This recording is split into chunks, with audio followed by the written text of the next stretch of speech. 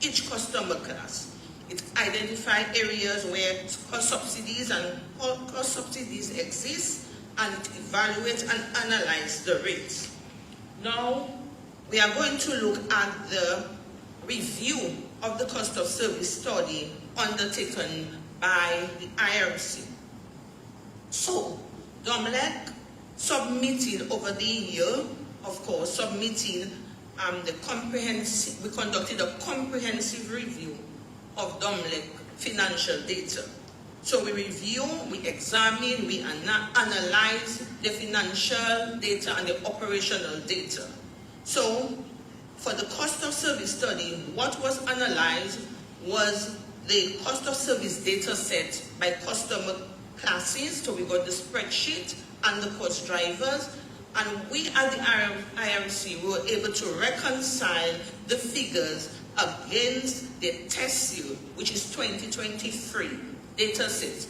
So that test year comprised of 6 months actual and 6 months operating projected values. We were able to review the revenue requirement, the rate base, the pre-tax WACC, and the rated and the return on the rate base by customer classes. So this is what the cost of service allows. It allows us to disaggregate and to allocate cost, revenue, income, and expenses by customer classes. The allocation metric to allocate the value and to allocate costs by key functional area and customer class. We were able to review their load research study, which was based on 12 months of energy load and energy consumption data across customer classes using allocation metrics such as monthly average, peak demand, in excess of peak demand, just to name a few. We analyzed the energy consumption data based on the load research study to determine the allocation metric for peak demand and monthly average energy demand for each customer class. So I'm using the word each customer class to get across that what it does, it disaggregates each parameters in terms of functional activity or what we call cost driver and the number of customers. Then we were able to analyze the 2023 cost of service study based on the test year, and we were able to confirm the true cost of providing service to the system and the customer classes. We were able to determine the revenue shortfall in the system and customer classes. We were able to identify where cross-subsidy and subsidization among customer classes exist. We were able to review and confirm the correctness of the proposed tariff bill impact simulation with geothermal for all customer classes, and we were able to analyze the proposed tariff with geothermal against the current electricity rates. So we are in the process of approving and approve the proposed rate, but currently, as I stand, the existing rate is still being applied. Now we will move to this slide, which shows the outcome following the cost of service financial model, following its finding. So what we are seeing there, as indicated in the first column, it disaggregates the revenue requirement into 3 categories: generation, transmission and distribution, and customers. Now, we also talk about we are able to use the cost, which was the test year value, and we were able to use the model allows for the costs to be allocated among operating costs, among capital investment costs. So here you are seeing the expenditures by the various categories. Now in the third column, we are seeing the allocation factor. Now the load research study was used to determine the allocation factor in terms of energy usage, in terms of, we've seen a lot of terminology there, but more or less the average energy usage by a monthly, over a 12-month period, you determine the percentage and then you allocate it to the various customer categories.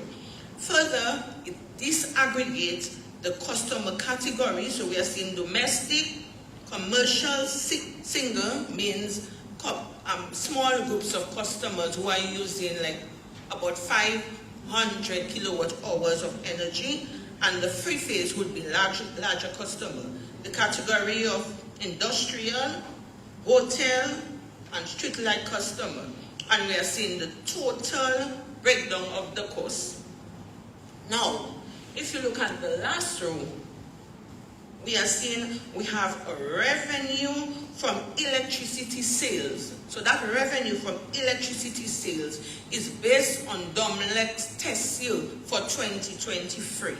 So we are seeing the revenue from electricity sale is 63 million. Now we are seeing the total revenue requirement of 112,000 million, but do not take that seriously because fuel is not factored in it.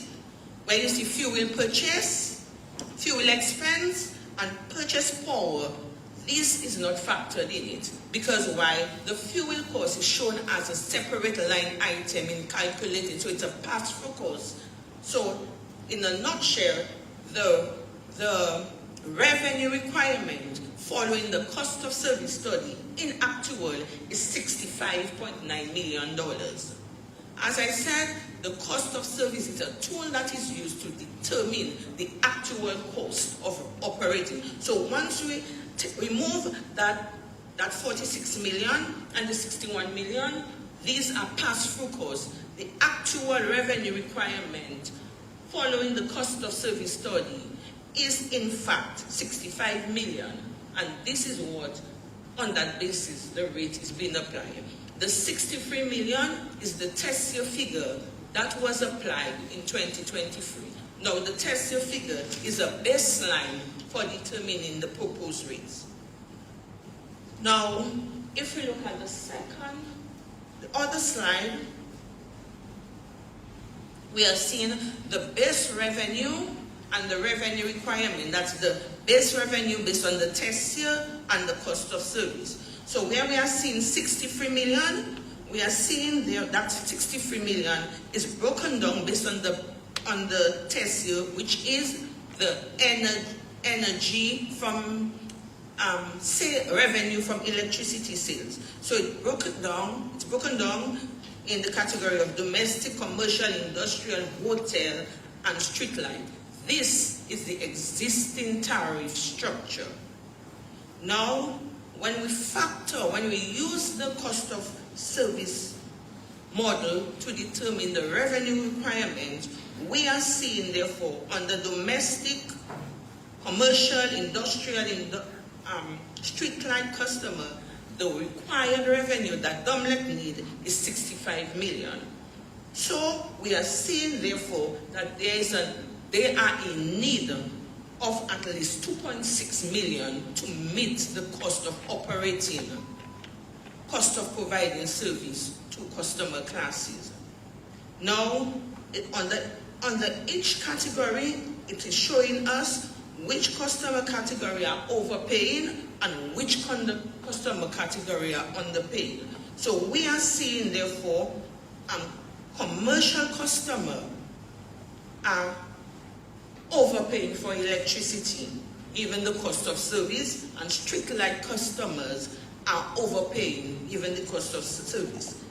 On the flip side, domestic, hotel, and industrial customers are underpaying for electricity.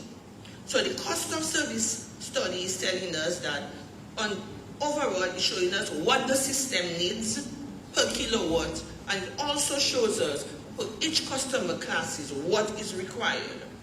Now, this the difference between the cost of service data, 63 million, and the 63 million is the test year, and 65 million is the cost of service. It shows that DOMLEC is in need of a 4% increase in order to meet its revenue requirements. And it shows us per customer category.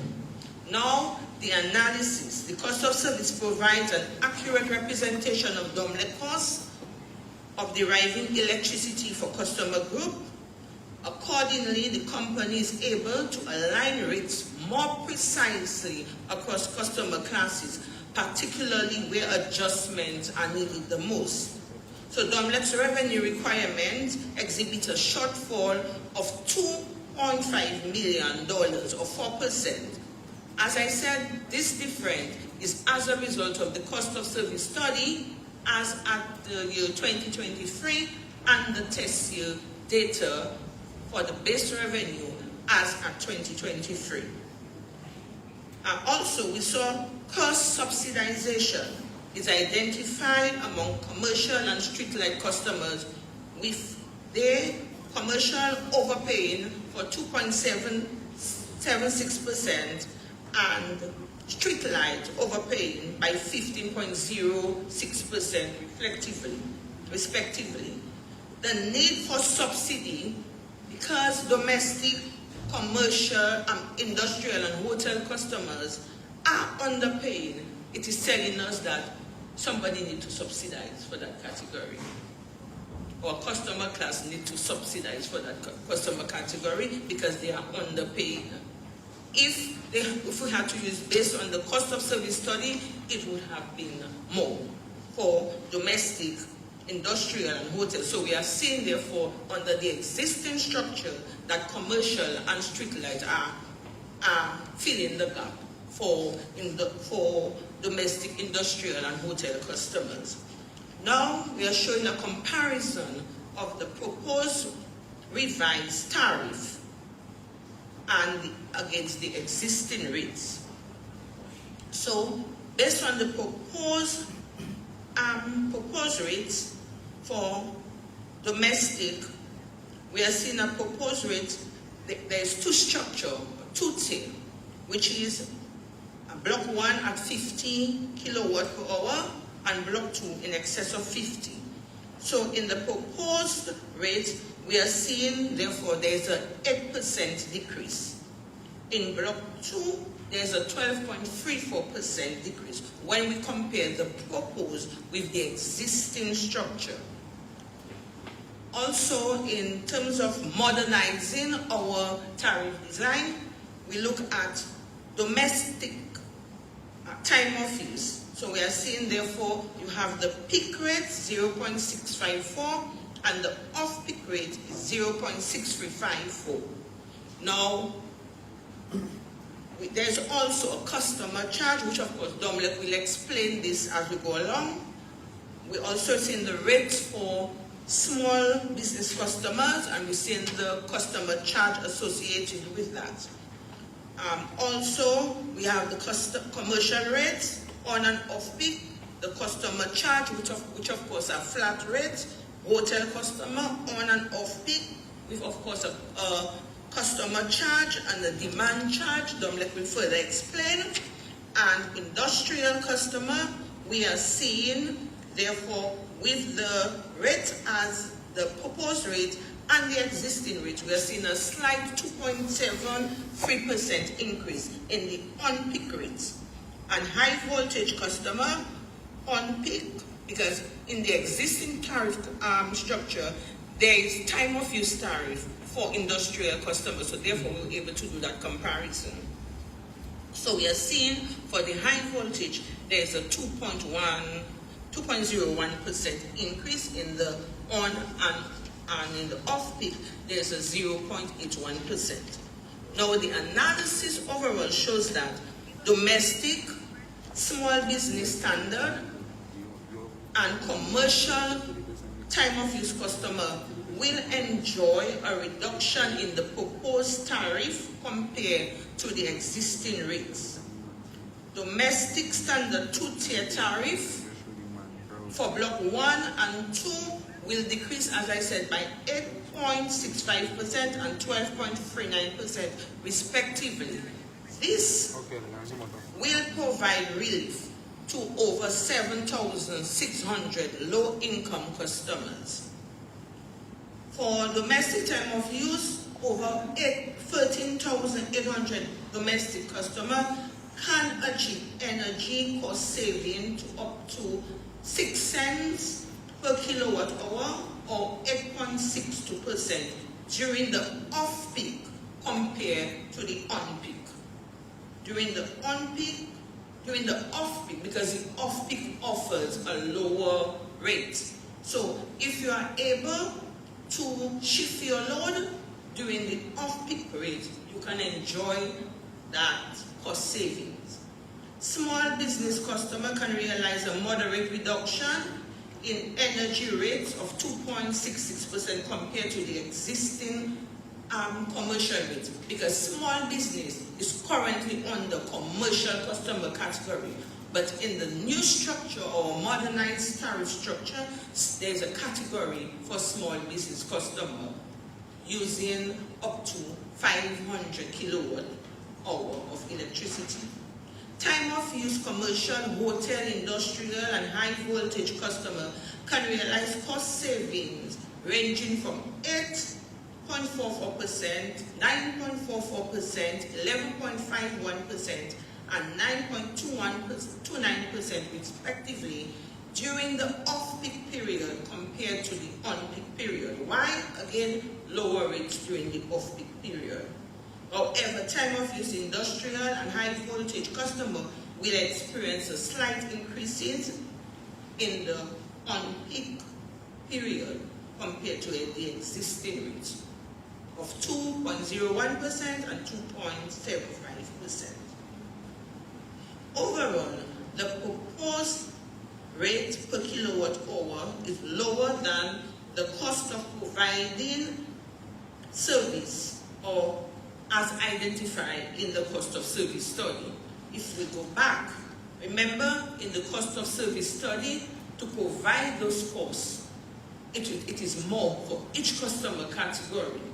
So for domestic, it would have zero. So the cost of providing service, it would have been 0.718. But we are seeing, therefore, the rate is lower.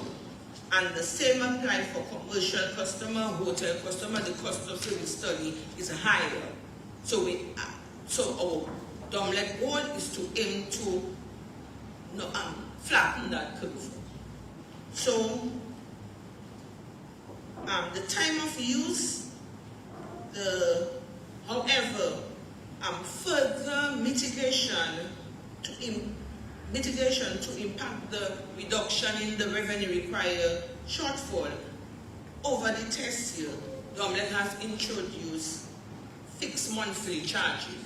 So although the cost of service studies show rates is higher for all customer category in comparison to the proposed tariff structure, the proposed rate is lower in comparison to the cost of service study. However, to cushion that gap of the $2.6 million, DOMLEC is will charge customer flat monthly rates to cushion that impact.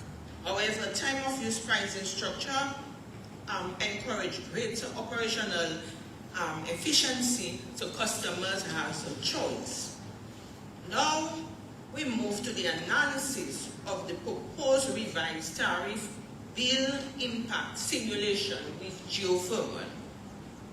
So we are seeing the energy, the cost saving that customers will realize with the proposed, or can realize with the proposed revised tariff when geothermal is commissioned. Now, we have to be mindful. So we cannot say, okay, our electricity rate is reducing a little and therefore use up more electricity, you will see a higher bill. So if, for example, you have a domestic customer whose average consumption is 100 kilowatt per month, under the proposed revised tariff with geothermal, it will be $93.45. If we compare it with the existing rate, we've seen a percentage saving of $17.33. Domestic time of use customer, if the average consumption is 250, can realize a cost savings of 11.4% reduction in the bill.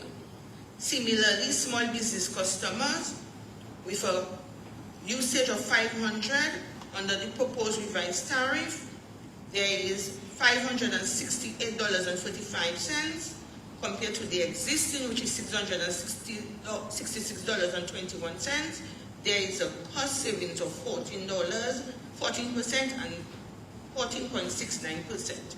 Commercial large with a 2,416 kilowatt hour usage, compare with the proposed and the existing rate, they can realize a 10.47% reduction.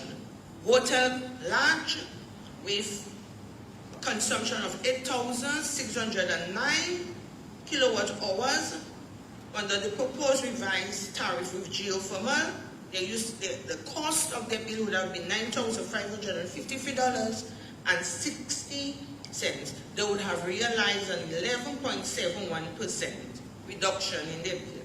Industrial customer with a consumption of energy usage of 14,402 kilowatts, they would have realized a 9.47% reduction in their bill. High voltage customer with an energy usage of 72,372 kilowatt hour would realize an 11.62% reduction. So I am saying this, the reduction is based on your usage.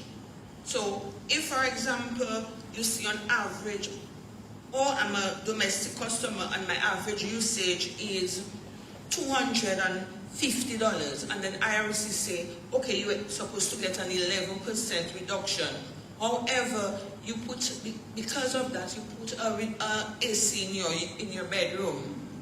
You buy an electric oven. Your demand will increase.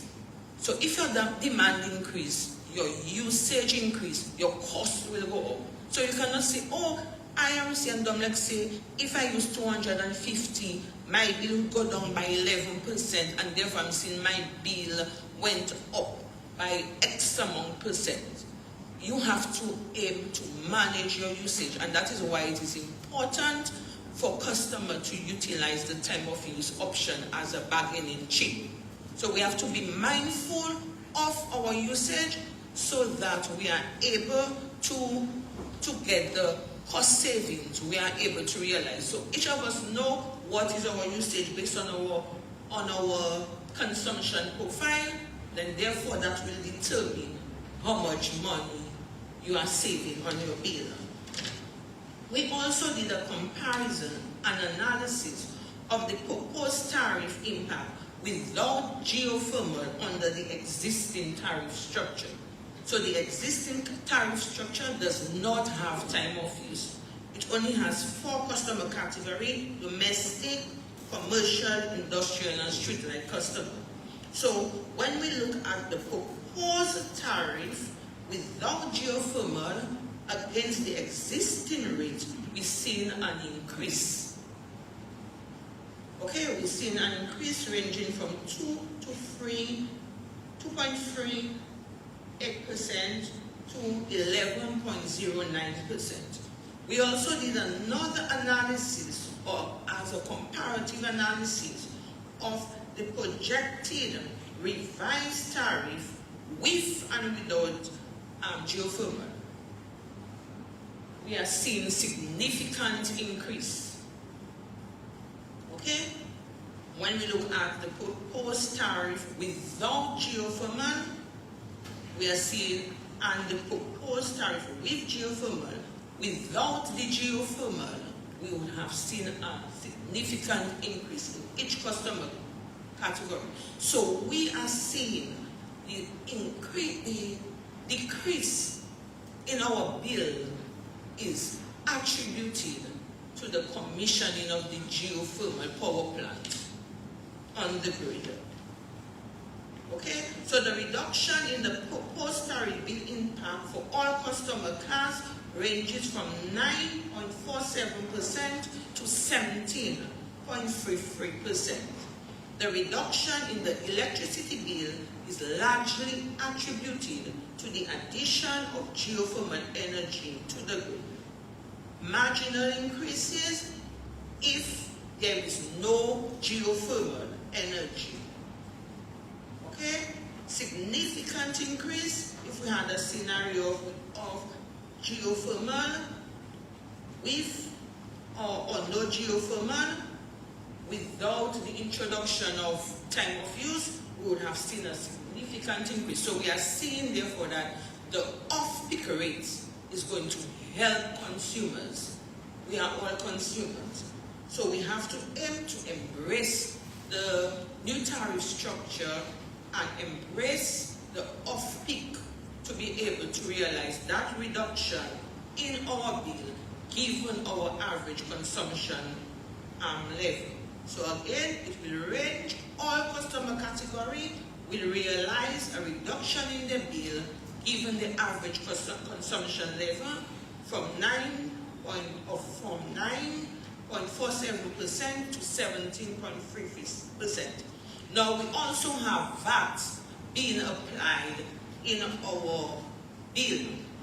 So what is going to happen? Because of the time of use customer, VAT will be applied first on the 150 kilowatt hour during the peak hours. So of course that would realize in a lower reduction in VAT.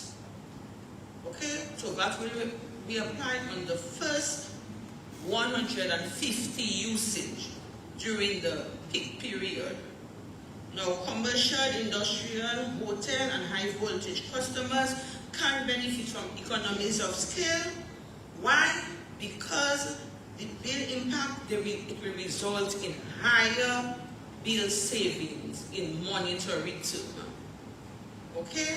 So, in a nutshell, we are seeing, therefore, that it's a positive vibe. It's a positive outcome if we manage our consumption. If we utilize the cost of service, customer can manage the consumption, we can realize a reduction in our bill if we manage it effectively, and also DOMLEC can get that additional revenue requirement that they need in order to operate effectively. So the Commissioner attests to the accuracy of the data set based on the embedded cost of service study, and the supporting worksheet would form part of the test year supporting document which led to the rate adjustment.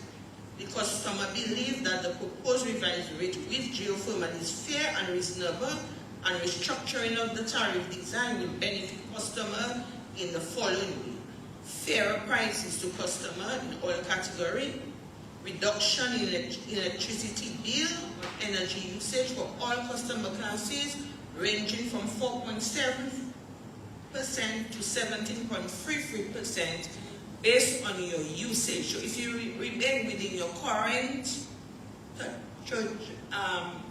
range, you will realize that. Time of use customer can shift certain load to off-peak to attract lower rates. And demand charge applied to large customer will balance grid load distribution. So that's the end of my presentation. Thank you.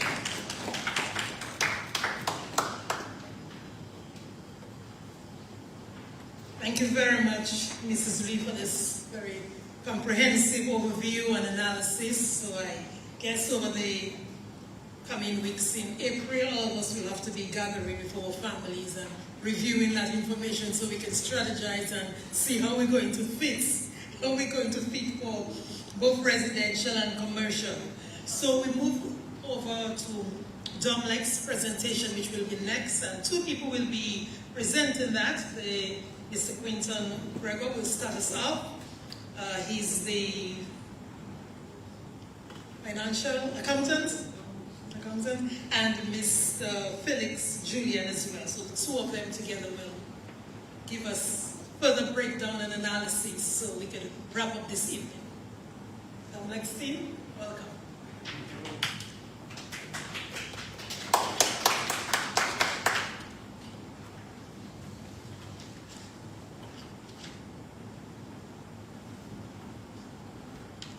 So, good evening, everybody.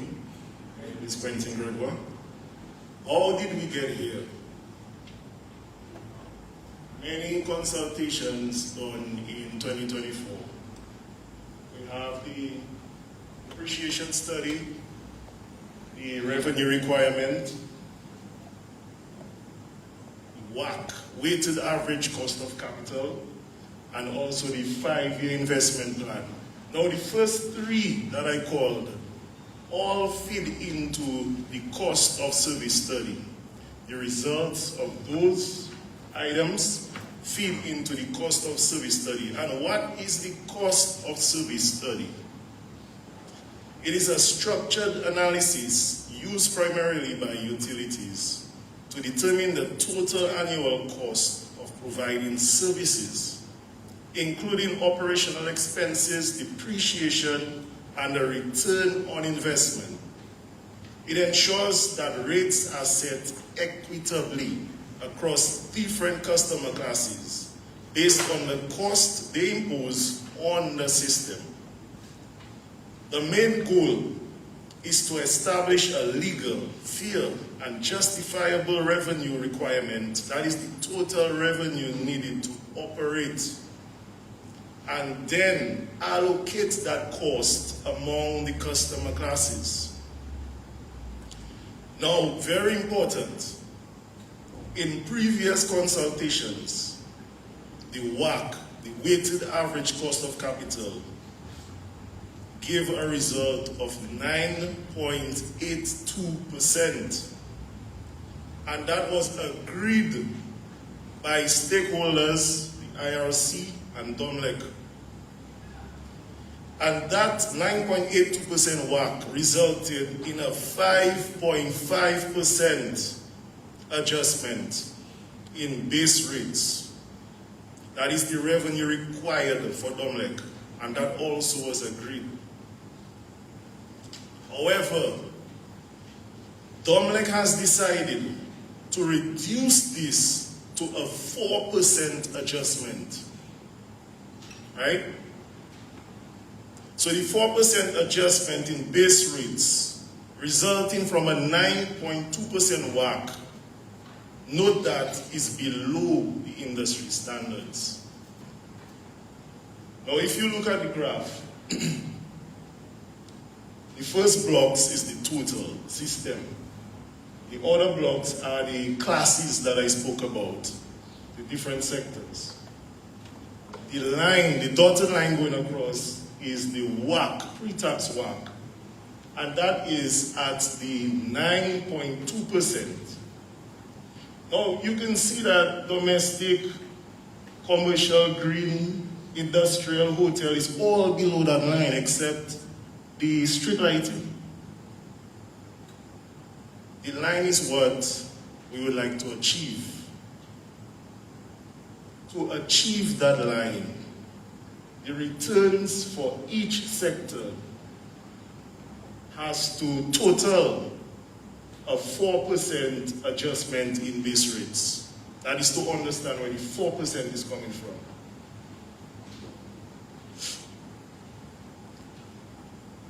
Now, to achieve the 4% adjustment, some sectors can go above the line, some can go below, which means that an increase in certain rates has to a decrease in certain rates. But overall, we would like to achieve a 4% adjustment. Now, the cost of service study serves as a guide to equitably adjust those rates to achieve that 4% adjustment. Also factoring customer affordability and economic development, the rates were set accordingly. Now, Mr. Felix Julian will present those rates.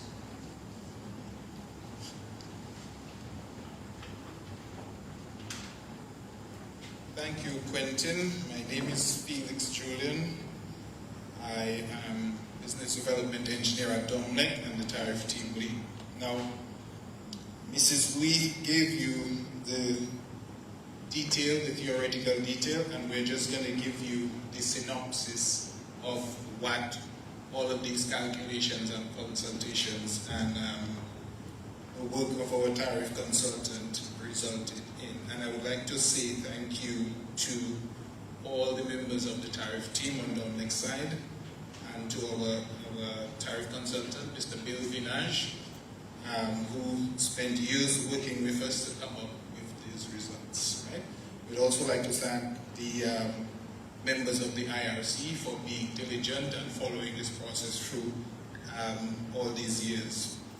It's been a difficult process, a time-consuming process, but in the end, I think we arrived in a good place. Now,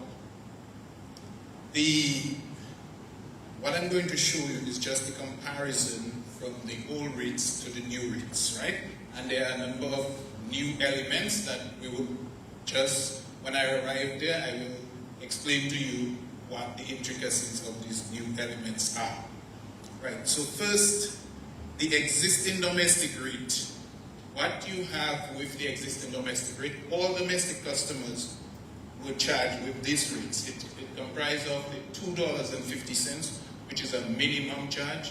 So what that means is that if you consumed 0 kilowatt hours, you will be charged $2.50.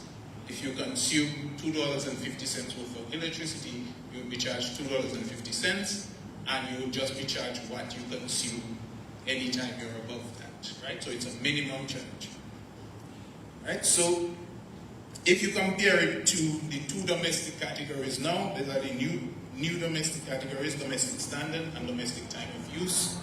You have a fixed customer charge, and that fixed customer charge is $5 for the domestic categories.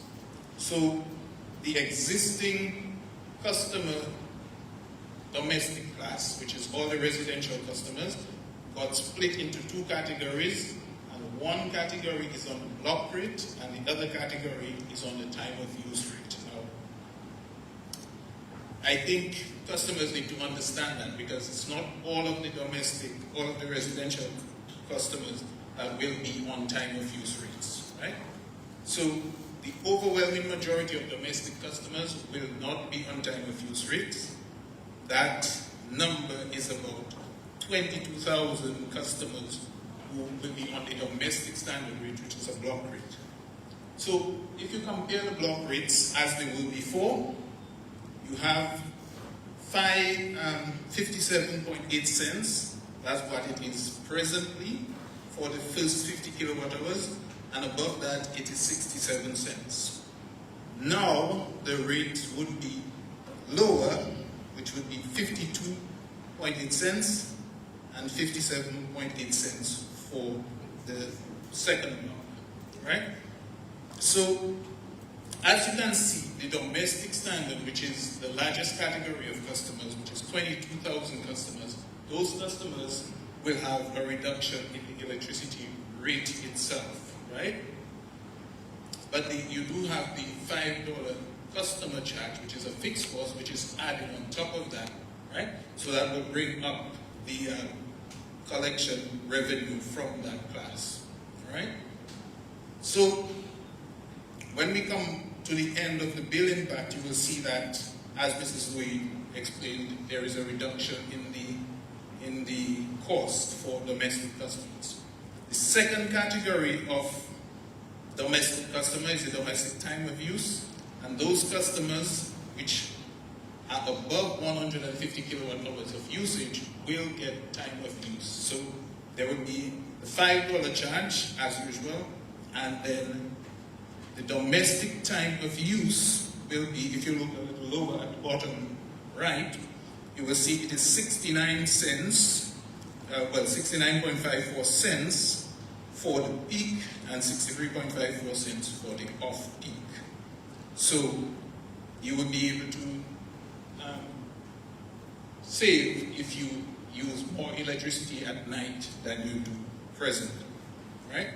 Now, in addition to that, all customers, as you know, will be charged with the fuel charge, and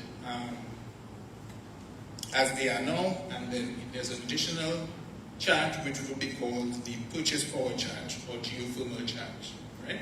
And when we come to that, we will explain it in addition. So, go to the next slide. Right. So, the next category is the commercial category, the existing commercial category, which include all customers which are not hotel, not industrial, and not residential either. All right? So those are all the business classes. That class has been divided into two, which is the small business, which is the small business customers that are using up to $500 and will have a fixed customer charge of $5 and a rate of 69 cents, 69.4 cents. Whereas the present rate is 71.3 cents per kilowatt hour. In addition, those customers who are paying now $4.32 per kVA in demand charges, and they will not be paying any demand charges going forward. So that was done in order to reduce costs for small businesses. Right. So the present existing commercial customers, the largest set of those, and that's about 1,200, 1,300 customers in that region.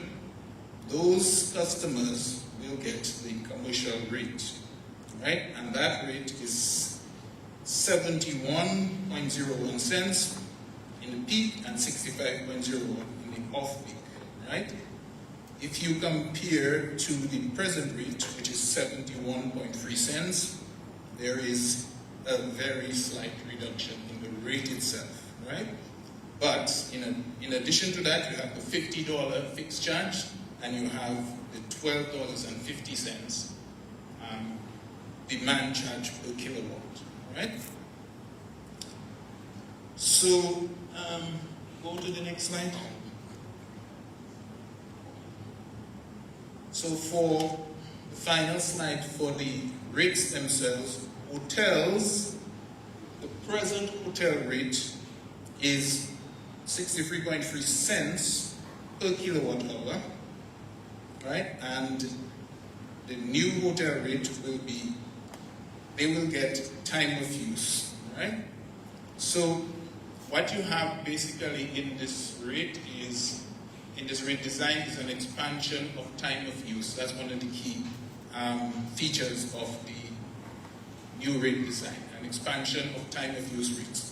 So whereas customers who were domestic were not afforded time of use, hotels did not get time of use, industrial customers were the only ones who could use time of use in the previous tariff design. So presently, going back to the hotel customers, whereas they were 63.3 cents per kilowatt hour, then the new rate would be 63.54 cents per kilowatt hour and 57.54 cents per kilowatt hour in the off-peak. And that is, as you can see, it's a reduction, a slight reduction in the off-peak, right? It's basically the same on peak, and there's a reduction in off-peak. But along with that, there is the fixed charge and the demand charge, right? So industrial previously was 63.3 cents in the peak and 58.1 cents in the off-peak, right? And that's now 65.03 cents in the peak and 59.03 cents in the off-peak, right? And all of these categories, commercial, hotel, industrial, can be as well high voltage customers, right? And the high voltage customers, their rates would be 64.57 cents in the peak and 58.57 cents in the off-peak. And that also comes with a fixed customer charge. Right? So, to the next slide. Right. So the additional bill elements, right? One obviously is demand, which we spoke about. Demand applies to customers, right, who are commercial, hotel, industrial, and high voltage. Those customers previously paid $4.32 per kVA, and now will be paying $12.50 per kilowatt, right? The customers with a maximum demand of less than 50 kilowatts, they will pay the metered demand for that particular month. Right? And for customers with a maximum demand greater than 50 kilowatts, they'll pay the metered demand for the current month or the maximum demand during the previous 11 months, whichever one is greater. Right? So essentially that means that for one of these categories, if this month your demand, for example, is 100 kilowatts, you would look back 11 months and you would pick whichever demand is higher, and that would be the bill for the particular month. Right? And in addition to that, there will be a reactive power surcharge, and that will apply to customers over 50 kVA. If you want to know more about that, we can get into that in the question period. For all customers, there will be two additional things that we should go into. Fuel charge, which previously would be called fuel surcharge, right? So the fuel now is a complete pass-through. So all what DOMLEC, the cost that DOMLEC incurs for fuel, all of that will be passed on directly to the customers in a cents per kilowatt hour, as you see now on your bill, right? So it will not be called fuel surcharge, it will not be called fuel charge, right? And in addition to that, there is the purchase power charge, which the main element of that is the geothermal charge, right? And that will come on your bill, same way like the fuel surcharge, it will be a 100% pass-through. So when DOMLEC purchases that power from geothermal, that power is passed through to the customer at exactly the rate that we buy it. There is no markup, no change in the amounts. It's passed to the customers in a cents per kilowatt hour, just the same as you would get with the fuel surcharge. And you will see that separate charge on your bill as a customer, right? So, yes, so this is essentially the same slide that Mrs. Louis showed with the estimated savings that customers are expected to receive, and the main driver of that is geothermal, right? I won't go into the details of it because it was already gone through, and you can just move to the next. All right, so the final thing is just for us to discuss why DOMLEC is asking for a rate adjustment now. So the last rate adjustment was in 2007, which is basically 19 years ago, and the rates at that time will increase by 2 cents, right? In those 19 years, right, there has been a significant increase in the cost of operation for DOMLEC, right? And there have been a few major events, the most prominent of which were Hurricane Maria and the COVID pandemic, right? So why these two incidents are important is that after Hurricane Maria, there was a drive to build back better, right? So one of the things we did was try to build the network be more resilient going forward. So for instance, the class of poles that we use is now a better class of pole, right? So it's a more expensive pole, so obviously that's an increased cost. Also, our insurance costs went up after the hurricane as well. Of course, the COVID pandemic was important because of the logistical difficulties that we experienced. So costs of getting a lot of products and their lead times increased around that time. So these are some of the effects. And then just by natural, what would you call it, inflation over these 19 years, you would expect that there would be an increased cost, right? So we feel that it's a very modest cost, that it's a very modest 4% adjustment in the rates after 19 years. I think we can see that we can breathe a sigh of relief that after 19 years, this is the quantum of the increase, really.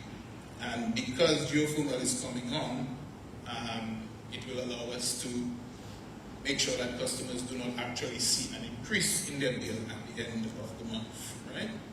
So essentially that is it. So we will take questions now.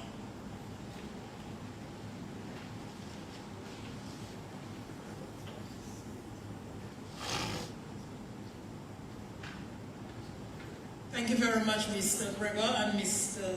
Julian, for this explanation, which has really helped us understand much better. I hope you guys have been taking notes and have your questions already. We have a mic which we will be using around on the platform, so if anyone is ready with questions, you could raise your hand and we can take the mic to you.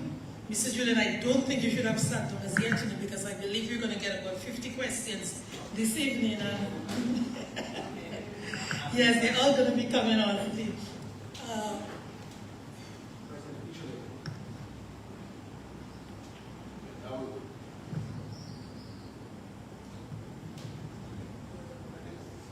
Okay, we have a question at the back.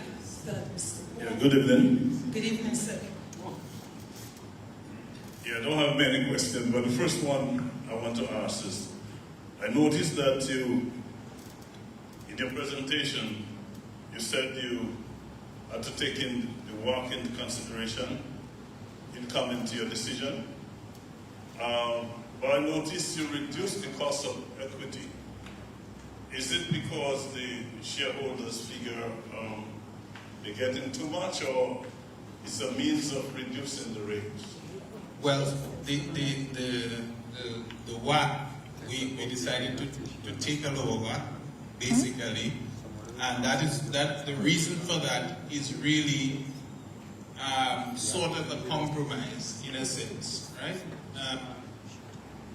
In order to ensure that customers get lower rates. Okay, that's the main thing. All right. The other question is I want to ask as well is, did you carry a study to see what the rates, the impact on rates on the poor?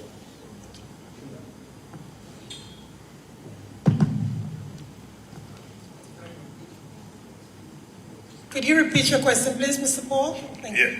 No, I said was a study carried to see how the rates will be impacting the poor in our community? No, there wasn't a separate study specifically on how the rates would impact the poor. But the principle behind the first block at a reduced rate was to ensure that that was taken into consideration in giving those who have lower means a reduction in rates. But don't you think the inflationary pressures that have been going on and what we expect would have an impact on the poor itself? And I mean that could probably help you all to tell the government probably the first 50 or 100 you don't charge VAT on it or something of the nature to have a relief for the poor. Well, presently there is an exemption up to $150 for VAT on electricity. Customers own only 150 kilowatt hours. It's the consumption, right? So if you consume up to 150 kilowatt hours, you don't pay VAT, right? And that amount was increased around the time of the pandemic, I believe, from 100 to 150. Yeah. So it went up to 150 as an exemption.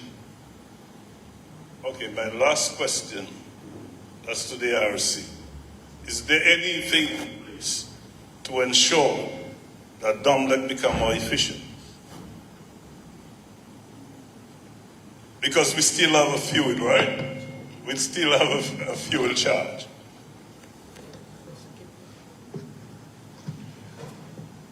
Okay, the onus is on DOMLEC to become more efficient, and I believe that they are taking some internal interventions to do so. However, the IRC, over the same period of the tariff review, had some consultants on board working on the introduction of a few KPIs that will assist with further allowing DOMLEC to pursue more efficiency in the areas that they can be efficient.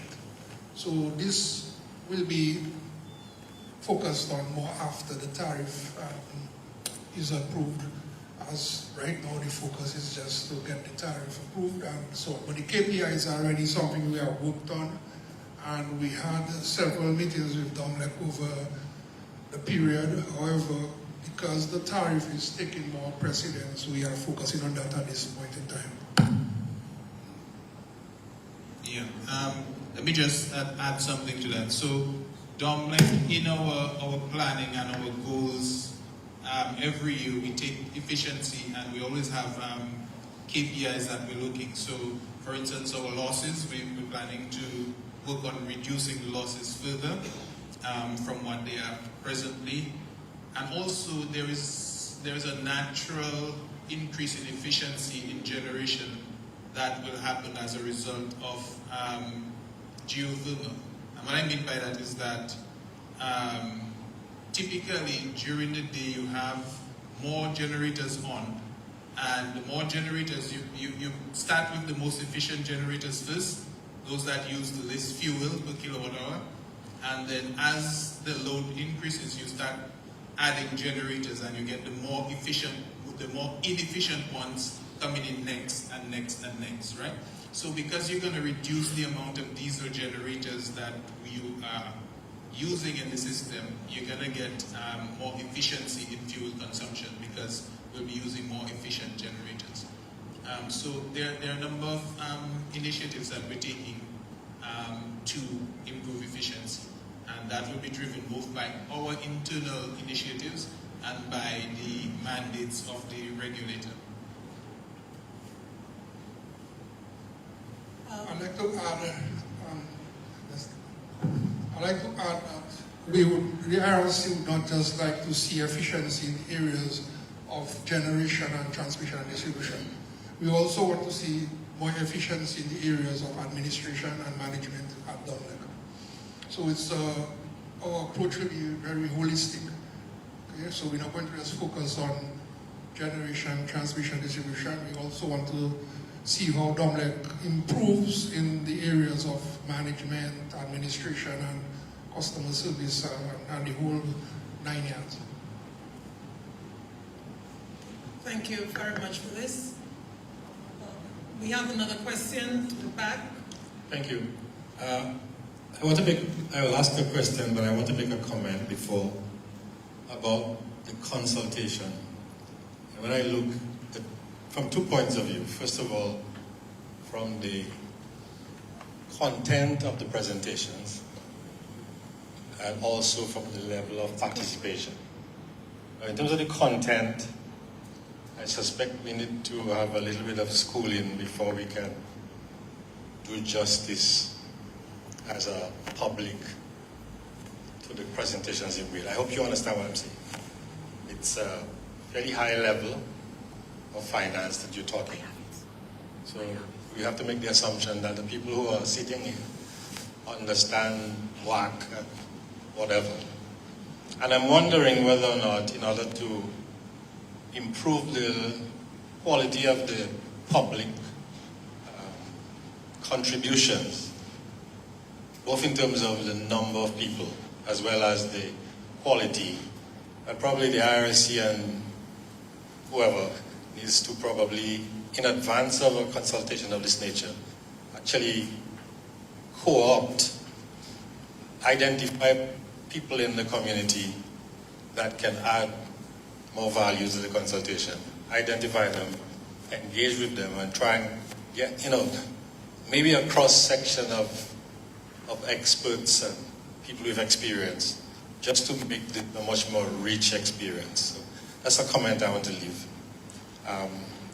In terms of the question that Mr. Paul raised about efficiency, I wonder whether or not you are able to provide us with some indication as to, while we strive for increased efficiency, where is DOMLEC in the scheme of things? I mean, there's Lucy-LEC and Bren-LEC and all kinds of LECs.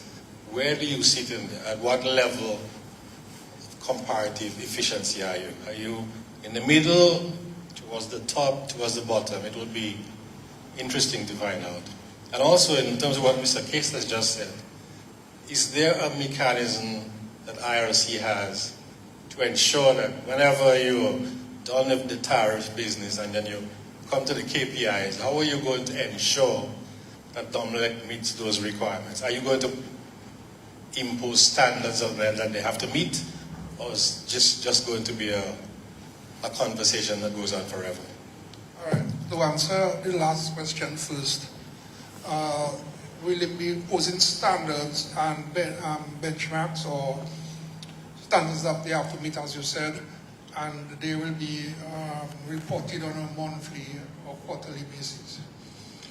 With respect to where DOMLEC stands with the rest of the region, Caribbean Association of Electric Utilities performs a benchmark study every year, I think, and it would show where DOMLEC stands in terms of efficiency against an international benchmarks. However, I'm not sure, maybe Mr. Snack can speak more to that as to whether there's an updated report out, but I'm not sure about that. Truly, I'm not sure. So as DOMLEC indicated, they have their own internal interventions and standards which they're trying to maintain. However, what we are looking at is the KPIs we are looking at is like 10 KPIs that speak to different areas of the operations. However, we will not be applying all the 10 at the same time. We will be introducing the most pertinent ones early, and DOMLEC will have, because we do not want to burden them too much by implementing a large amount of KPIs, and then they cannot really report on all of these KPIs in the manner that we would like. So we'll be doing it in a staggered form, and we'll be putting the most important ones that we think will translate into measurable results. These are the ones that we'll be applying first. And as time goes by, we will be informing the public on those interventions that the IRS will be taking that DOMLEC will have to comply with. In reference to the first question, well, the Commission will reach out to a cross-section of stakeholders, persons with financial or accounting background, economics, business, to be present at our consultation. I must say, over the years, that has been our challenge. We are reaching out to stakeholders, we are reaching out to cross-sections of persons with the expertise in terms of finance, in terms of accounting, in terms of engineering, and just business-minded people, and we have been struggling. We thought in the final analysis of our rates, we felt that all persons would have shown up, because it has to be how the rate is going to impact our everyday life. Our children tend to study, washing, cooking, the appliances that we use, and we thought that we would have a larger turnout. But it is what it is.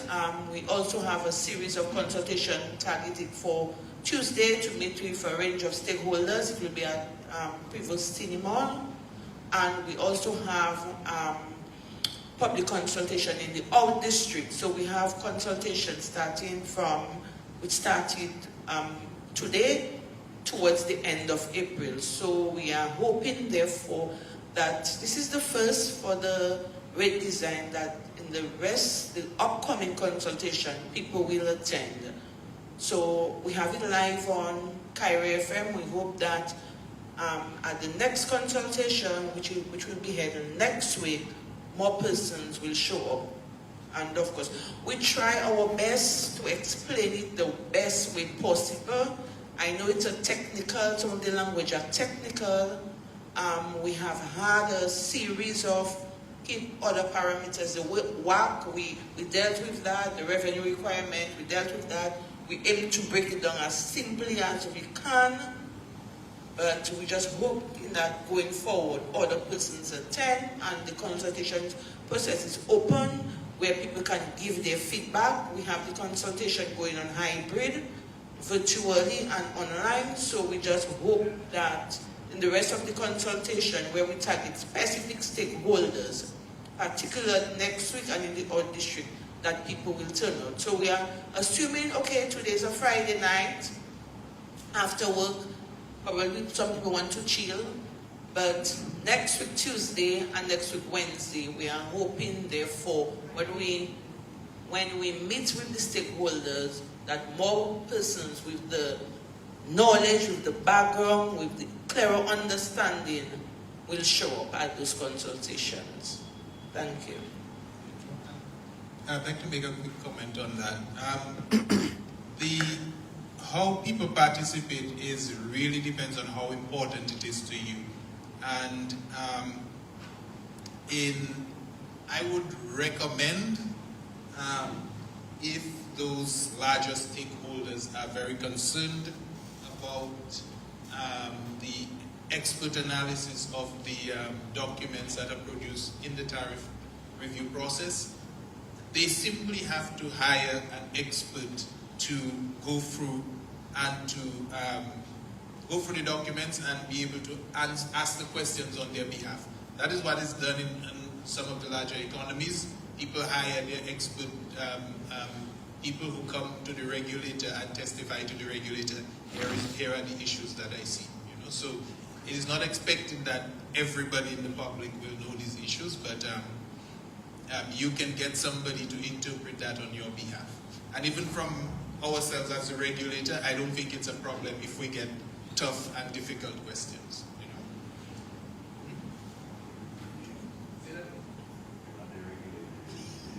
Yes. Yeah. Okay. Thank you for all this feedback, but just to let Mrs. Lee and Mr. Julian know, I think so far from monitoring social media, I think I only saw one comment in terms of someone saying, what does that mean? Like they could not understand. Maybe some of the presentation from you, Mrs. Lee, maybe just one comment we saw. So maybe generally, since you said you'll have been breaking down, so I think more and more people are understanding. People are also following us online. We got one or two questions online as well. We are going to continue again with, just to support the work with the, in terms of letting people know more. The attendance is not what we expected this afternoon, but I think in all of this, the main player, the IRC as regulators are taking the lead on this. The main player is DOMLEC, so we just have to encourage you to also give us the support in getting the message out. And as we are doing a lot right now on social media, to really put everything, if you see our LinkedIn page, our Facebook page, the website is what we have actually amended our website and put in an area just to provide rate review. This is how far we have gone. When all of this is over, a couple months down, we can then remove it and then post just the new rates. So we are asking everyone, and DOMLEC as well, to support us in this drive and give us that same type of enthusiasm that we had to encourage people to be there as well. So also from there was a question on the peak hours. I don't think you specified what. I think the listeners would like to know how you determine the peak hours. So if you could probably let the listeners know it is from whatever PM to, so they're very clear. Because someone is saying they said it looks shady, but it's not shady, there is a fixed time. So let's just clarify that for those who are listening.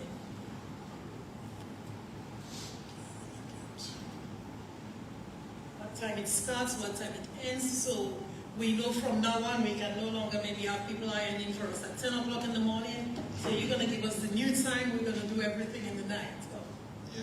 So the peak period is from 8 a.m. to 10 p.m. and that is on weekdays, right? And on weekends, it's from 6 a.m. to 10 p.m. The off-peak period is from 10 p.m. to 8 a.m. on weekdays, and on weekends, it's from 10 p.m. to 6 a.m. Okay, so for those of you listening, that off-peak where you will get the lower rate, it really clicks up from 10 p.m. 10 p.m. Just for clarity. Thank you very much, Mr. Julian. Another question, well, yes, I think we kind of explained this.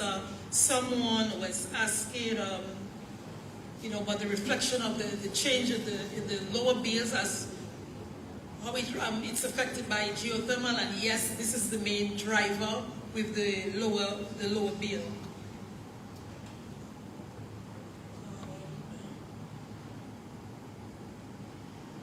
I think.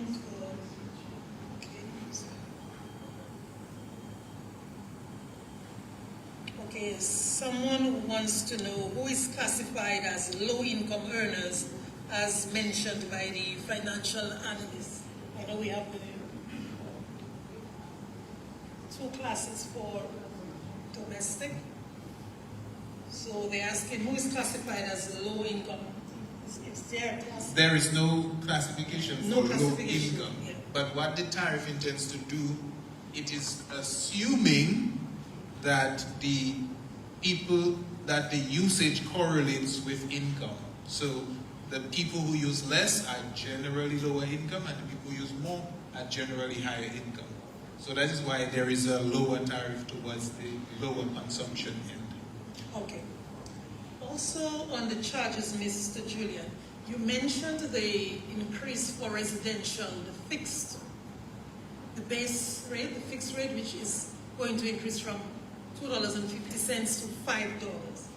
However, when you made mention to industrial and hotel, I am not aware of I did not hear you mention what your fixed charge was. The fixed charge is for commercial, industrial, hotel, and high voltage. It's $50 per month. $50 per month is the fixed. Okay. Thank you very much for that. And could you give an explanation on not everyone is in time of use. Not all domestic, you said, is in time of use. So can you just maybe clarify, give us a little bit more clarity on that in terms of how you determine, because I want to know if I'm in time of use as opposed to my neighbor. Who is in and how is this determined? It's determined based on your consumption. So for the domestic standard who do not get time of use, if you use up to 150 kilowatt hours per month, you will be in the standard rate without time of use. Okay, so that's the same group that gets no VAT? Yes. So that's the same group. So lower consumption, no VAT, but you also get no time of use. Right. So those of us who go higher than 150, we are the ones. then Okay, you get so time that's of for use. me. Thank you very much. Okay, I hope our listeners are picking up on that and understanding the difference, as it will apply to the general residents.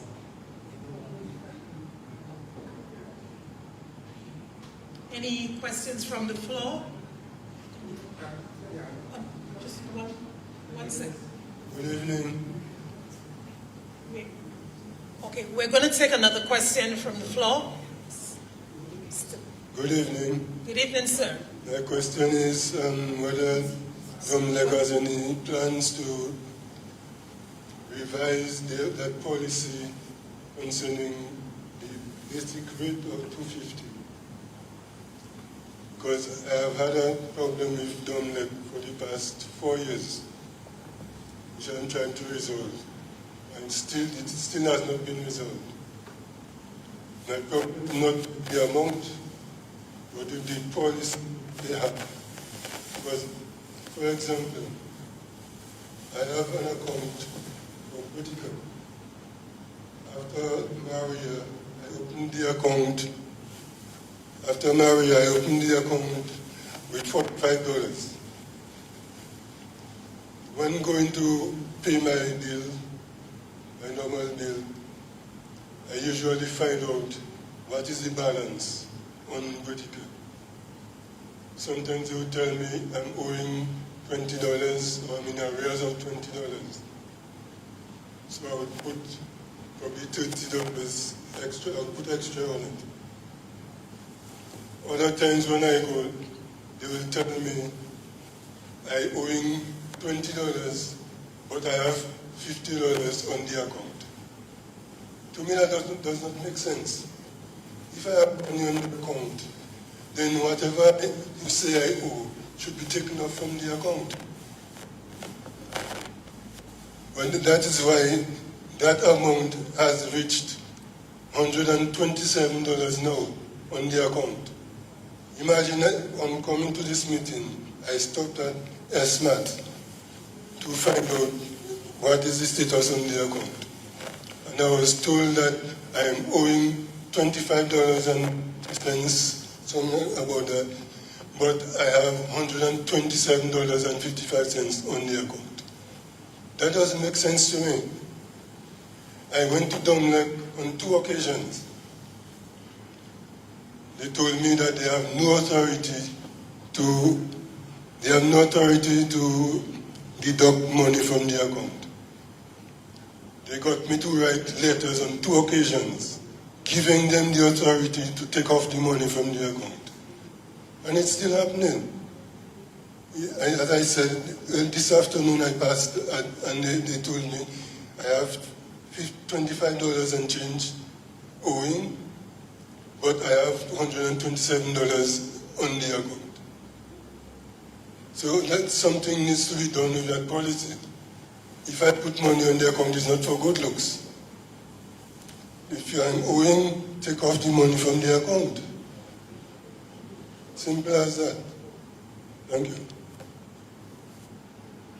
Yeah, that is a specific question, and it's very difficult to answer it here without knowing the details. So I would recommend that you actually come to the office in Roseau and discuss that with them so they can...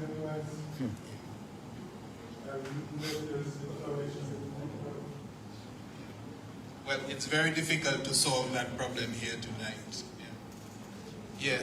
What's your name, sir? Roy Pascal? Okay.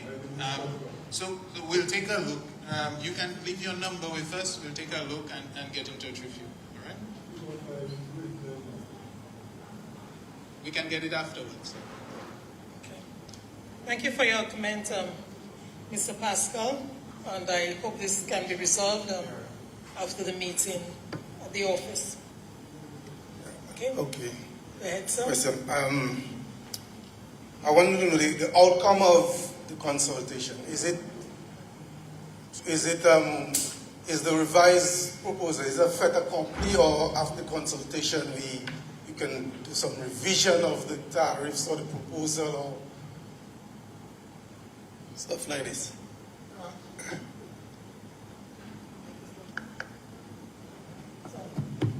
Yeah, it's not a fait accompli. The purpose of the consultations is to receive comments from the public and the stakeholders, and all comments will be reviewed by the IRC and based on its merit, and if there are any ideas that comes out of the consultations that are worth pursuing in terms of adding value or having to tweak certain aspects of the proposed structure or anything like that, it will be considered seriously and implemented.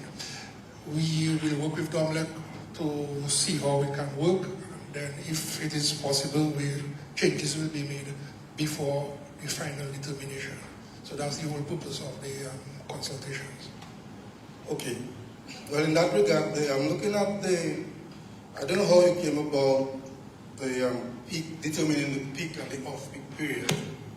Yeah, because I see very little or no benefit to consumers, domestic or commercial, based on the way that the time is allocated. 8 a.m. to 10 p.m. By 10 p.m. everybody is basically asleep. You know, commercial buildings are closed from 8. I mean, you know, that to me that we need to look at that, at least revise it, so that we, the consumers, can accrue some benefit. Because the whole proposal, you're saying, well, we can get some savings. Yes, can. It's can, not will, can. And for us to be able to, we have to be able to utilize and work within that time span. And I think from 8 to 10, it doesn't give we, the consumers, especially domestic, and some of the commercials, that leeway to work within and to get the advantage that the different rates and the time of use can give us. Maybe IRC can look into that. And also the rates, the difference in the tariff from the peak and the off-peak is very minimal, just a few, 3 cents for maybe 6 cents for the most, maybe. You know, I mean, off-peak and peak, it's I mean, if you look at it, the domestic side. So there's just some things I noticed, and maybe we can look at it. Yeah, thanks. Thank you very much for this comment, Mr. Williams. Appreciate it. Yes. Just a question for you. In terms of the time period, peak, off-peak, and peak, what would you suggest? That's why we are having these consultations. I mean, I don't know what study was done to determine this time. But for domestic, I think we could maybe look at especially the cutoff time from 10. We could maybe look at something earlier, maybe from 8 to 8. I will look at that. And on the Saturdays where most people are at home, you could put it from the peak from 6. I mean, we could look at that going from a weekend Saturday to maybe from 8 as well, or you know, and give people that advantage from 6. We're going to wake up. I mean, come on, you have laundry, you have this, you have ironing. You know, you're not going to take advantage of that. I mean, come on. We know how things work in DOMLEC. We know how we are. We know how commercial buildings work. We know how. Hey, I do have a small business, and I don't operate after 10. I operate from 8 to 4, 8 to 5, maybe 8 to 6. I don't see how I can benefit from that. So that's something we can look at. As a follow-up to that, is there any study that was made for, or do we have maybe how many small businesses actually operate just for commercial people like you? If we knew maybe how many businesses we have, which would be actually be operating that late, maybe further than 10, that they could, benefit from that. Maybe generally, no, maybe most of us could be sleeping during the week by 10, but I am sure there was some thought process into that. So if there's any information that you all can share. One of you. Mr. Williams. Okay. So one comment I would make on that is, at the end of the day, if we as a society want some change, we also have to make some changes on our side. I don't think it's incumbent on DOMLEC to make all the concessions. I think we as consumers have to see how we can do certain things. So take for example somebody who does manufacturing.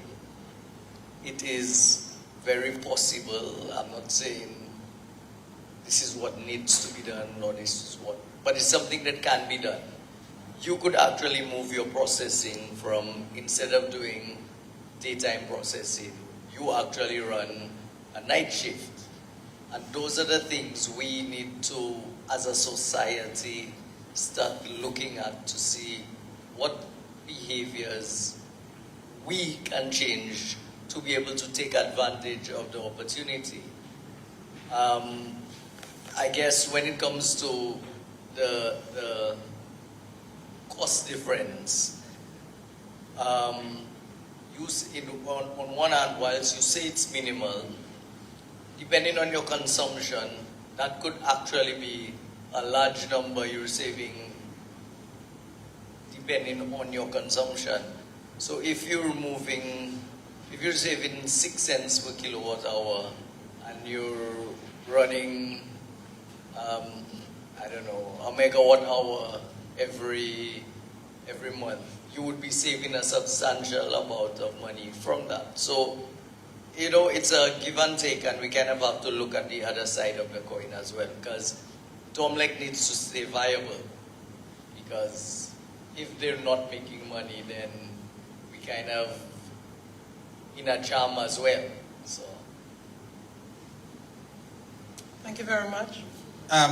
Just to support what Jason just mentioned, I can give you a practical example for a residential customer who uses more. If you have an AC unit, typically you're using it during the night, not during the day because you're not at home. So it's a big opportunity for savings for you. And about the earlier peak, there is an evening peak, right? So when everybody gets home 6, 7, 8, 9 o'clock, there's a peak. So if you have lower rates during a peak, more people are going to come on and you lose the efficiency of having a lower rate in the later hours of the evening, right? You're going to create more expense instead of reducing expense. So that is why, based on the load research, it was put there. But in future tariff reviews, I'm sure it can be looked at again and see what is the result of this first effort in doing time of use.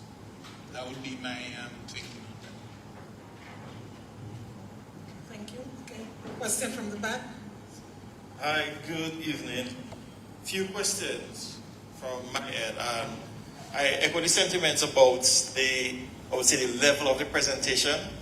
It is very technical. Even me, with my finance background, I had to be rolling numbers at the back of my mind during the presentation to really get a grasp and understanding of it. And I think based on the challenge I foresee in the market is really understanding what is happening. Because apparently the impression is all about geothermal is coming, we're just going to get a straight reduction in the cost of electricity. But based on the presentation today, there is much more to it than just that. There's the fact that, first of all, DOMLEC has to increase its rates. But after increasing the rates, it's because of geothermal it's able to keep it at a managed level. Am I correct to summarize it like that? And I think that's the message we have to get across to the public and even to the private sector, because the whole notion is geothermal reductions. There's no thought about the fact that DOMLEC has to, as Jason said, remain viable and they have to increase their rate. So we have to find a way to tailor that message for everyone to understand the two dynamics that are happening at the same time. One question I had was in terms of the hydro facility. I did not hear anything about it. Is that going to have any impact on the rates in the future? For example, if we have another Maria and the plant goes down, is that going to cause the rate to go up? Well, yes, for the moment that the plant is unavailable, hydro is one of the lowest price sources of generation. So if it's unavailable, you would tend to have a price increase during the time that the hydro is unavailable. Yeah. Okay. All right. That to me leads to a point. I think we also have to be cautious. And I'm speaking specifically about the bill, because yes, you would have to substitute the hydro with diesel and geothermal. Well, the geothermal would be at full capacity, so the substitution would be naturally diesel. Yeah. Okay.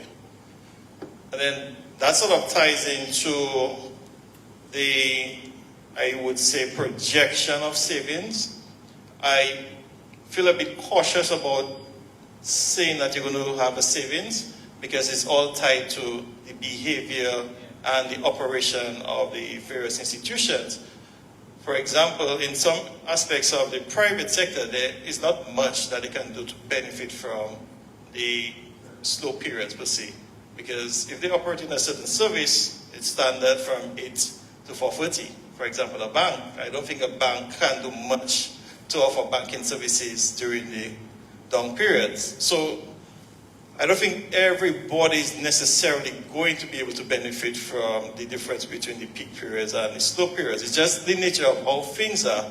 So when we communicate savings, I think we have to be very careful to tie that communication to how you're able to adapt to achieve some of the savings. Now, I've also had a case where somebody already approached me looking at the quote-unquote savings, but challenging it because I think they did not understand that at the back end there is also the increase in price, because once again the notion is geothermal reduction in rates. So we have to be careful in terms of letting people understand that two things are happening, and in terms of savings, it's just about your ability to make use of the new facilities that DOMLEC is putting in place to assist. I have also one concern about the different classes. First of all, I think it's a very good move to segregate it to that extent. But in terms of the definition of a small company and then the jump to commercial large, I think that maybe we should consider having a medium tier. Because based on conversations that I've had with small operators, in spaces where you have 1 to 2 people, they already surpass 500 kilowatts a month. So naturally, the operation is small, but they will be classified as commercial large just by the nature of how they run the business. So I'm thinking maybe we could have a tier that is at medium up to 750 or medium up to 1,000, and then you eventually jump into commercial large to sort of make it a bit more equitable in terms of segregation. And the last question that I had was the presentation from DOMLEC in relation to the rates. Is that something that can be shared as well for us to analyze and try to? One area particularly to me where it was in relation to the commercial, the existing rates compared to the new rate had us a very small difference in terms of. But then based on the previous table with the savings, it shows that yes, there is no quote-unquote guaranteed savings. And that's not considering the fact that I also noticed the from $4 a kilowatt to $12, I think will sort of push it back up, plus the demand charge of $50, if I remember correctly. So I saw that quickly, and it just triggered in my mind that in truth and in fact, they may be actually paying more money than what we are actually saying that they will be saving. So I think sharing that document and giving them an opportunity to analyze it, to prepare, will also help the private sector. Thank you very much. Okay, Mr. I'd like to respond to his last. The data is available on our website for download. So both the cost of service study as well as the new rates proposal are both in the folder on our thing. And well, the cost, the rates, the new rates are there, and also the bill impact. I would also like to say that for the time of use customers, be it commercial, industrial, residential, whether no interventions are taken by the customer, when from the time they enter the period that they will enjoy a lower rate, the off-peak period, it will impact their bill. So without doing anything, they will enjoy the lower rate during the off-peak period. So therefore, banks and certain commercial entities that cannot really move loads around will still enjoy a lower rate, irrespective. Okay. What was the other? We'll embrace the comments that you made, and see how better we can improve in terms of the technical aspects of the presentations. That's a very big challenge for us in terms of reducing it in a manner that the public will understand, as the majority of the public, I will not be familiar with the technical jargon or the methodology that was utilized in arriving at where we are in deriving the rates. From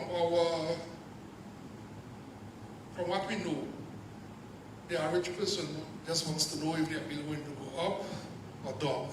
So that's why we are encouraging members of the public to attend the consultations, and so that they can see how this really works for them. Back to you. Yeah, I'd like to make a comment as well. Thank you, sir, for your very insightful comments.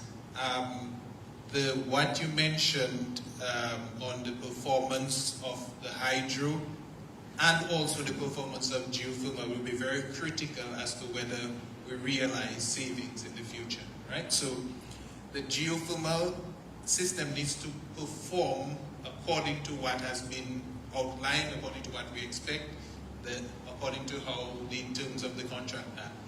If that doesn't happen, then these savings may not align with what has been projected. And that's just true for any form of generation, so we need to bear that in mind. And the GM actually this morning told me to mention that, so it's a good thing you brought it up, since I sort of glossed over it in my presentation. So as it relates to the medium tier that you suggested, what we did really, we looked at the consumption pattern, right? I know a lot of people have the idea of, these businesses that are using more than, and that comment has been made to us before. So one of the things that I would mention to you is that we will see how it performs. I would recommend no change now, right? We will see how it performs during this 3-year period, and the tariff is supposed to review it every 3 years. So we can look forward to how the time of use is working, how the categorization of the different sectors are working, and probably in future tariff reviews, those can be adjusted. And I would think some adjustment would happen in a future tariff review period. So what the situation with the small business is that the overwhelming majority of our commercial customers will actually qualify as small businesses. And I can give you the number.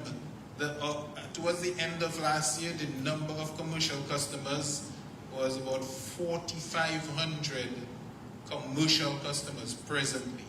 When we do that segregation, you're going to get over about 3,200 of those customers will actually be small business, and about 1,290 in that range will be commercial. So the overwhelming majority of the customers are actually small business based on the results. Now, obviously, when you make a cutoff, there are some customers that are going to fall on one side, and there are customers that are going to fall on the other side. And you may, if you're close to the boundary, you may feel that you've been, you got the short end of the stick. But there must be a point at which you do the cutoff. So, yeah, that was it. You mentioned the commercial, the small difference between the rates for commercial. Well, basically with commercial, we essentially tried to not increase commercial too much, but there is an increase in the rates for commercial. The fact is, when the rate design is done, there are two categories that can move the revenue. Those are all the domestic as a group and the commercial as a group. And you look at industrial, hotel, all these other, they're very, very tiny. The two big revenue drivers are commercial and domestic. So really, that's where you can get significant change in the revenue outlook for DOMLEC. So unfortunately, that's just the way it is. So what we're hoping is that the time of use for the commercial people, even if you can't move your business into the off-peak period, you will be able to get some benefit from that. And those who can move their consumption will get a big benefit. All right, so you mentioned also the difference between the peak demand, the demand.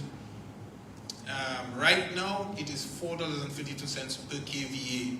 Now, if I were to try to equate those, that would be about $5 and a little, $5.50, $5.40 in that region per kilowatt compared to $12.50 per kilowatt. Because previously it was in kVA, which is a bigger unit.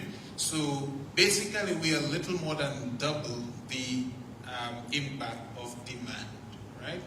Whereas if you look at it straight, it's more like triple, but it's closer to double, a little more than doubling of the demand. So that was done on purpose for the very large customers in order to move a little of the revenue from kilowatt hours to demand, because the very large customers, they put a greater burden on the system, right? So that aspect of the billing captures that.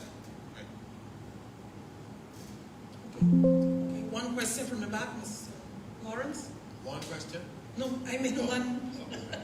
All right, listen, I'm really happy that the IRC is taking it, it's going to take this thing about participation seriously. Because if you want to legitimize the process of public consultation, having the consultation is not enough. It has to be structured in such a way that there is meaningful participation, and that the participation and the contributions will lead to the final decision. So, you know, DOMLEC, when you say, well, the next time, it suggests that this time is already taken care of. I know that that's not what you intended. That was in one aspect only, and that is our suggestion. The regulator is the final decision maker. No. Listen, the gentleman asked the question whether it was a fait accompli, and the answer was no. But sometimes, in the course of the conversation, you can get mixed signals. So I'm saying, in fact, I wondered, and I did speak to somebody about this earlier, whether it would have been wise to have the consultation before the IRC went on the radio and said that there's a 4% something. You know, it would see whether or not at the end of the consultation the determination was made that 4% was the right number. The timing of the publication of that number could give the impression that it was a better number. That's just a comment I make for future consideration. Two quick questions. One is, the 4% that is being suggested, does that include or will it take into consideration DOMLEC's requirement for a profit? Or is it just to meet the shortfall? And secondly, we've been talking about geothermal.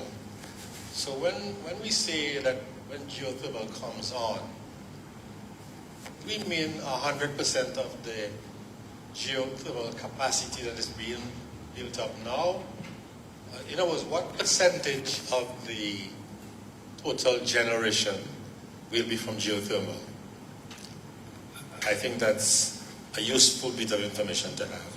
And finally, this whole thing is based on what you call revenue forecasting. In other words, it's based on your projection for what your revenues are going to be. Am I correct? The tariff? The tariff, it's based on a test year, actually. Okay, it's not based on a test So year. you pick a year and you do the revenues based on that particular year. The test year is a future year. No, it's an actual year, very close actual year, but because of the amount of time, it's a year that's well in the past. It's 2023 in this particular period. So it's a 6 months actual of 2023 and 6 months projected of 2023.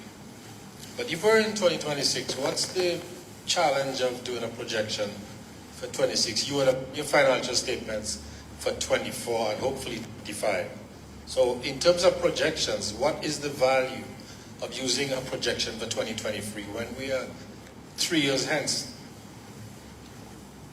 Yeah, I would leave that really, let the IRC answer specifically that part of it, but I can give you an answer as well. Okay, well, for us, the process started way back in 2023, right? So you cannot use typically you don't use a future year because you would have to project everything. So you use a year, either the current year or a recent past year as the test year, so that you actually have real figures in order to work with, basically. And that is a standard practice the world round, and you get pretty reliable results from that. Yeah. So what are the chances that in 26 the numbers are going to be way, way different from the 23 numbers that you projected?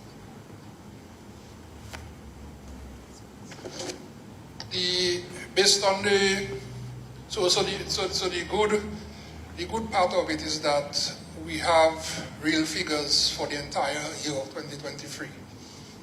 Okay, so the test year, we call it a test year, but it's just really a reference year. It could be 2024, it could be 25, but at the end of the day, it has to be a year where DOMLEC has normal operations without any adverse effects such as hurricane and so on. Now, DOMLEC after Maria took some time to return to normal, and because of that, we chose 2023. And we are now in 2026, based on the information we have in looking at DOMLEC's annual reports, it would not make much of a difference between 2023 or 2024 and 2025. Currently, DOMLEC is not viable. Okay, more details can be provided to you on that from the accounting staff, and it's over almost 20 years since a tariff review was done.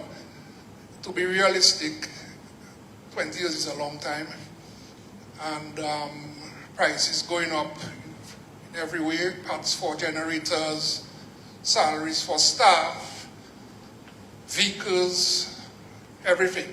So to be realistic, it is overdue. DOMLEC is overdue for an increase. And at this point, their operations, if they don't get that increase, the operation, they would not be sustainable for very long. And that's the facts of the matter. Yeah, and just to add, we spoke about the test year, which was based on DOMLEC 6 months actual and 6 months projected. But we also look at the capital investment plan, which was based on a 5-year capital investment plan. So of course, we also looked at the investment that they were undertaking or they contemplated to undertake in 2024, 2025, and 2026. So in looking at our required revenue and looking at the trend, we look at the investment that would form part of, that would come in on stream after 2023.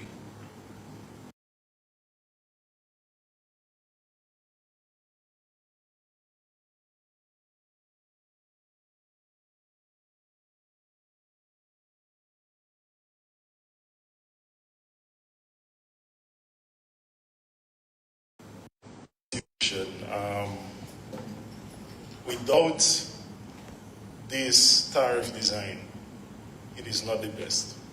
I will tell you, it is not the best.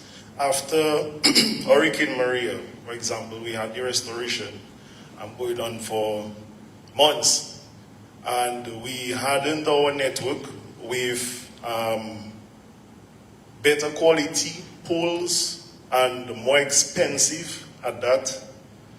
The capital investments made were a lot, and not to mention insurance.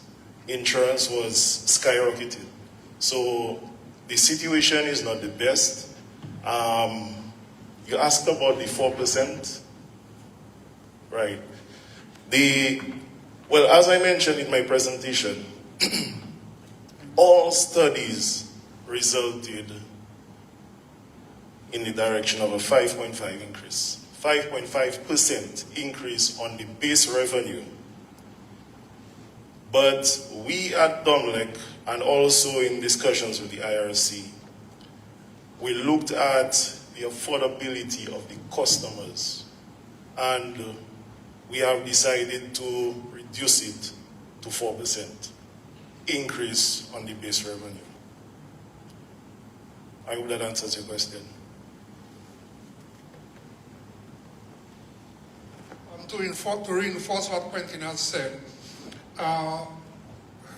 it should also be added that in the analysis that was done, we looked at the upper quantity and the lowest quantity that we could go to consideration of the affordability of customers, economy. We looked at everything, and the 4% is what we took the optimum minimal.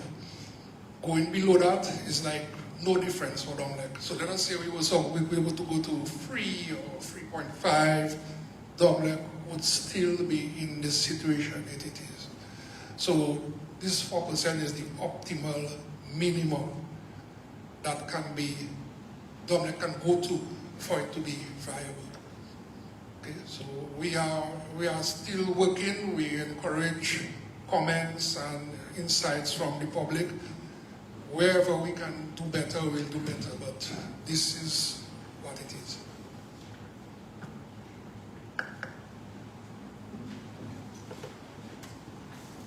Go ahead and say it. Okay, just one more curious question. I don't think it can be answered, but right now, is there a possibility of sort of reducing the commercial rate and spreading it across the board so that the private sector can get to benefit from this quote-unquote savings? Because I'm happy that you said it plainly that you see the private sector as one of the pillars to increase revenue, but at the same time, I think that the private sector has been working hard to play its part, and they do deserve to benefit from the geothermal like the ordinary citizen. It's just a thought for consideration when you deliberate on it further. Yeah. Actually, if you notice in the savings when it was presented by Mrs. Louis, there is a savings for the commercial. I can't remember. It's about somewhere like 10%. I don't know. Let me see if I have it on my presentation for the commercial, right? A typical commercial, we have it as 2,016 kilowatt hours for a month. They would have a savings of about 10.5%. That's in dollar terms, it's about $340 per month in savings, right? And that's primarily from geothermal. It's not in the rates, because as you know, the rates are not really going down for the commercial sector. But yep, if you're in small business, you do get a better reduction. So it's about almost 15%. So on a bill of $666, you would save about $97, which is about 14.7%, right? And again, primarily assuming that geothermal operates as intended, right? So yes, the commercial sector does get a benefit, but what I was explaining is that there was a lot of difficulty in setting the rates. So if you raise the rates of a particular sector, you decrease the rates of another sector. If you decrease another sector, you raise. So essentially what I was saying is that the two largest customer sets are the domestic, the residential as a group, and the commercial, including the small business. So if you are reducing the commercial rates, you're raising the rates for domestic. So in your home, you will get a higher bill, and everybody else will get a higher bill.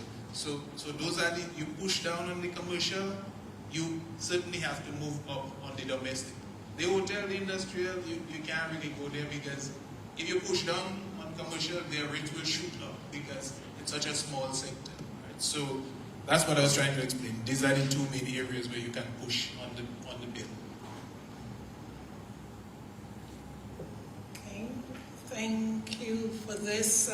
There was a general comment that we received on just the general economic situation right now in Dominica, and the fact that we hardly have much of this heavy industrial and manufacturing, for example. So I think the comment was generally very few in that group would actually benefit from the time of use.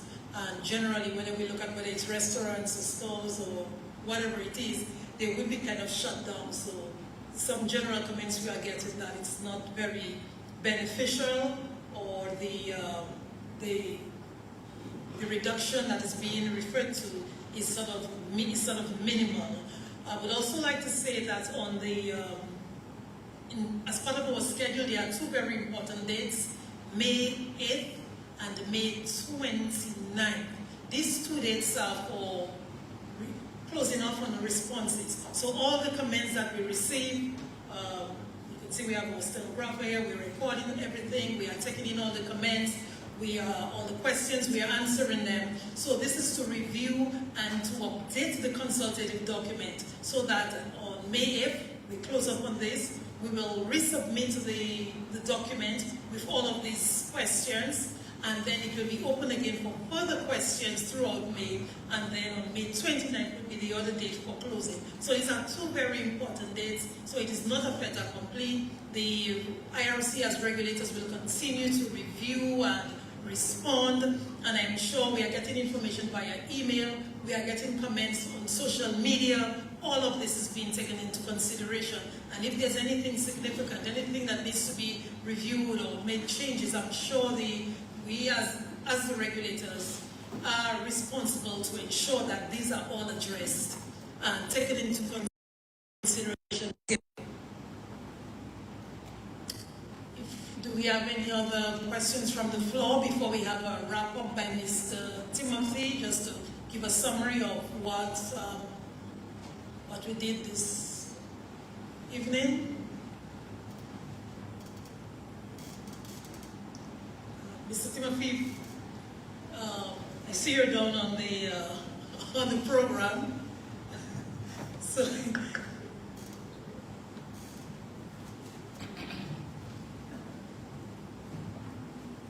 please continue to send in your comments via email or social media, or drop in at the office.